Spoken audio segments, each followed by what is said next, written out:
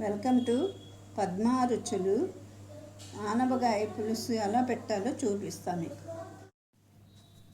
కావాల్సిన ఇంగ్రీడియంట్స్: సొరకాయ, టమాటా, పచ్చిమిర్చి, ఉల్లిపాయ, చింతపండు, ముద్దపప్పు, ఉప్పు, కారము, తాలింపుకి సరిపడా జీలకర్ర, ఆవాలు, ఎండుమిర్చి, నూనె, మెంతులు.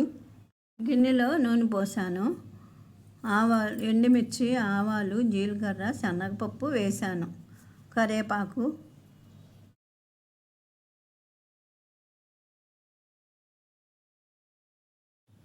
ఉల్లిపాయ, పచ్చిమిర్చి వేసి వేపుకోవాలి.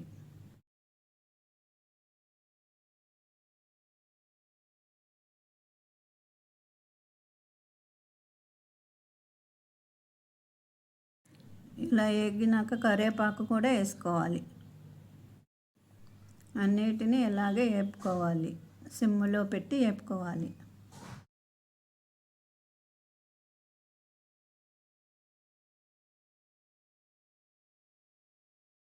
పసుపు వేసుకోవాలి. సొరకాయ ముక్కలు, టమాటా వేసానండి. మూత పెట్టాలి. ఇప్పుడు సిమ్లో పెట్టి మూత పెట్టండి. మగ్గుతుంది. చాలా బాగా దగ్గరకు వచ్చిన తర్వాత మనం కారము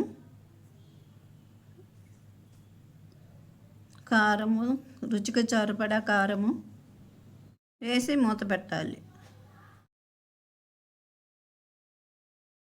దగ్గరకు వచ్చిన తర్వాత వాటర్ పోసి మూత పెట్టాలి. ఇప్పుడు ఉప్పు వేసుకొని మూత పెట్టాలండి. ఇలా దగ్గరకు వచ్చినాక చింతపండు పులుసు పోసుకోవాలి.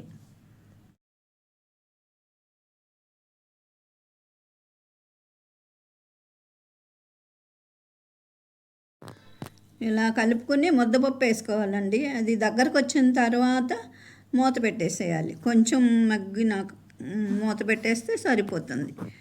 కొత్తిమీర వేసుకొని మూత పెట్టేయండి.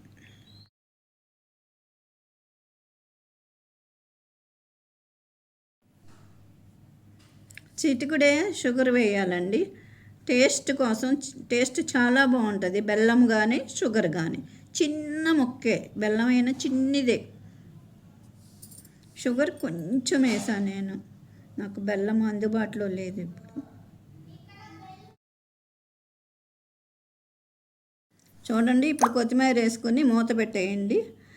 లైక్ చేయండి. నచ్చితే ఈ కూర నచ్చితే లైక్ చేయండి, షేర్ చేయండి, సబ్స్క్రైబ్ చేయండి. Thank you.